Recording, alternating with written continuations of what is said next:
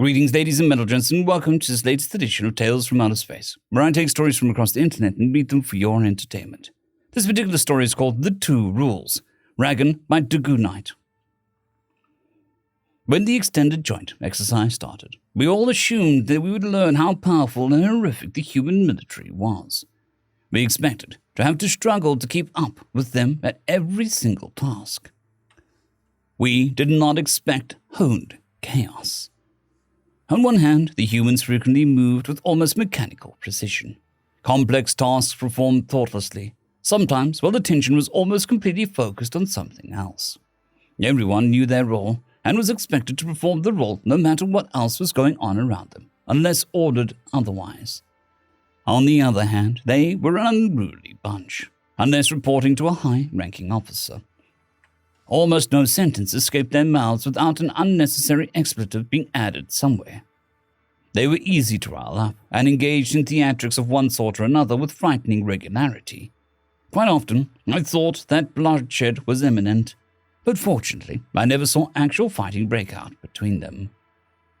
We had all been briefed on two things quite regularly leading up to the exercise. Two especially tricky rules to understand. With half their crew joining ours and half of ours joining theirs, there was much to learn before the exchange happened. But two things were drilled into us time and time again. The first rule was that half their communication was non-verbal, focusing heavily on facial expression. Despite months of training, we still learned much about their expressions as we worked alongside them, which made one crew member of the shift that I worked unusual. While the muscles on most people's faces seemed to work overtime with every little thing they said, this one did not. Quite the opposite. Do not let the name think of it as the secondary sensor array. All this meant was that this was dedicated to analysis and in-depth scans that would require more thorough analysis. While AI could handle all of it, really. The humans themselves still wanted to pore through everything as well, as that might lead to leaps in intuition that would bring them closer. This data was also important for weapons systems. Gillis was, however, an expert.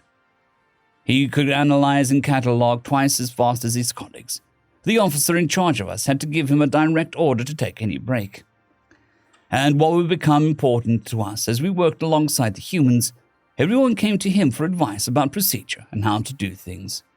He would always stop what he was doing immediately, stare at you for a moment, then patiently explain what to do, why to do it, and give any advice that he might have.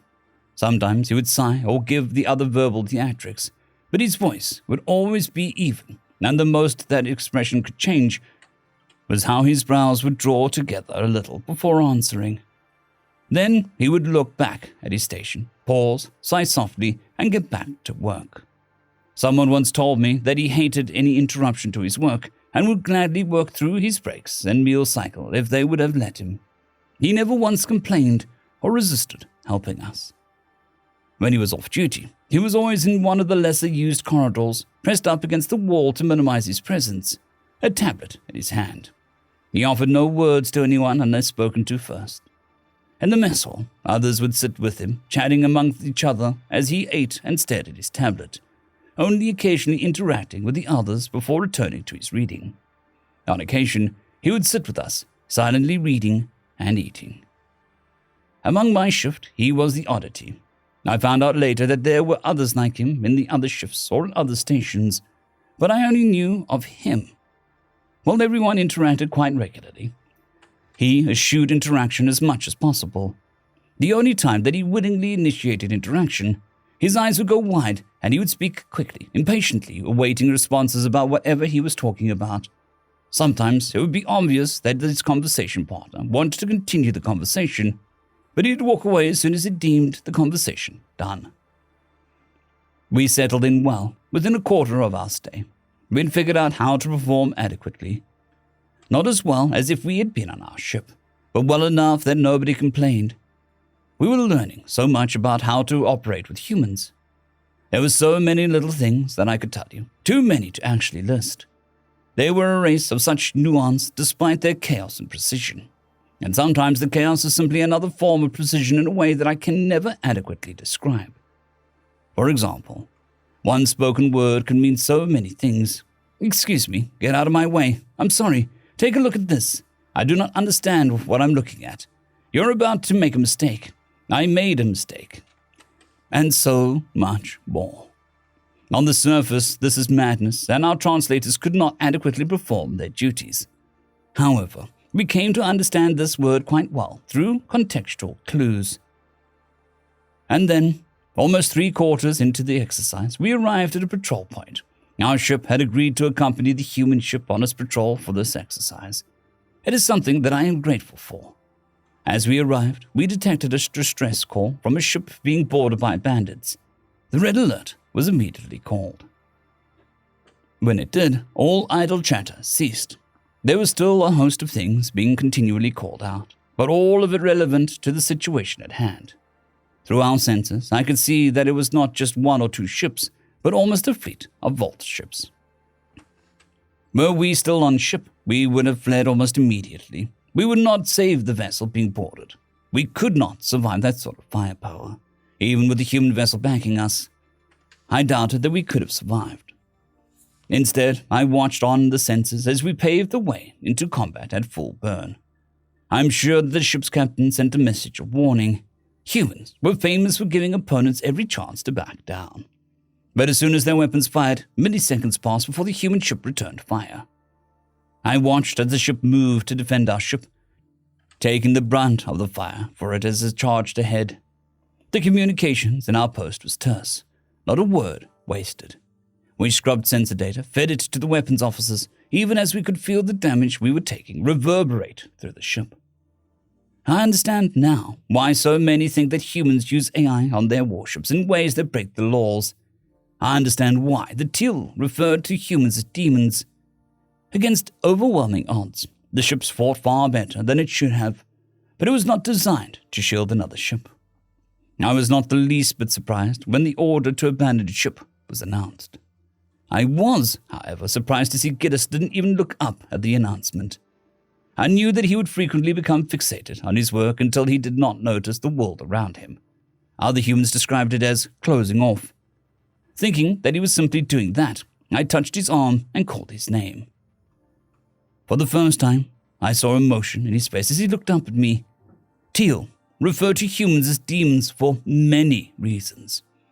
His lips peeled back from his teeth. His eyes were wide. His entire face was red, including his ears. Veins bulged and spittle flew from his mouth as the normally quiet human screamed at me. If I had not seen the transformation, I would have assumed that it was another human. Get off my ship! I'll be goddamned if one of mine dies because of lollygagging. Off my ship! I was intimidated. I did as I was ordered, even though I believed that I technically outranked him. The way to the escape pod was memorized by now. The procedure to secure myself well practiced. Someone closed the hatch behind me, not even waiting for Giddis. The pod was launched, taking damage on the way out, before making a hard burn to get clear. We were locked off from the combat, not knowing what was going on around us. I learned later that the human vessel fell silent as the escape pods launched. The vault ships, thinking that it was disabled, moved to bypass it to attack our warship. It was at this point that the human vessel opened fire again. They fought bravely with far fewer people than could operate it. I wish I could have seen it. It more than evened out the odds before it was destroyed. The vault made sure that there was nothing left before they were destroyed. They themselves did not last much longer after that. Our ship made sure of that. But we did not know that. We did not know anything. Trapped in an escape pod with no windows, piloted by an artificial intelligence. The human silently stared at the sole empty seat in the pod, the seat assigned to Giddis. I felt that I had to explain. He made me leave without him. Only one acknowledged my words. Sounds like Gilly. He said, I fought for the words. He said I was one of his and needed to leave. He was right. I could not help but notice that the tone was dismissive in a way that I couldn't quite describe or understand. I do not understand. How was I one of his? Nobody said anything. We never interacted. He sat with you once, another said, but he ignored us. One of them turned to me in anger but forced himself to calm down. He's a tist. He's like a cat. Before I could ask, he called himself cats. They're an earth pet. They don't necessarily want to do things with you, but they show you that they like you by spending time around you. Just because he didn't talk with you doesn't mean that he didn't like you. Doesn't mean that you aren't one of his. One of the others spoke up. He's always like that. If he put up with your presence for a little bit before leaving, he doesn't dislike you, but he doesn't like you either. If he leaves immediately, well, you're done, gone, and got on his list of people he doesn't like. With that, the other humans began telling stories about him, their tones awkward, their words frequently halting. I'm told that this is part of the human grieving process. As was the heavy consumption of alcohol that happened after we were rescued by our ship. I do not know how Gillis died. I know that the record logs say that he was operating his console until the moment that the ship was destroyed, feeding relevant data to those still operating weapons. I know that he had sealed off the room so he wasn't killed when a vacuum took the ship. I know that he was found holding his tablet, having died reading. The humans that I spoke to all seemed to think that that was appropriate, even if they were sparse on the rest of the details. As much as the first rule that had drilled into us was helpful to us, I'll always remember the second rule. Humans will bond to anything. They will bond to each other. They will bond to their ships. They will bond to animals on first sight. They'll bond to specific tools, eschewing all others if at all possible. They will bond to strangers. We do not form bonds like that. I do not understand that trait. I do not understand many things about humans, but out of respect, I will always say that Gillis was my human. End of story.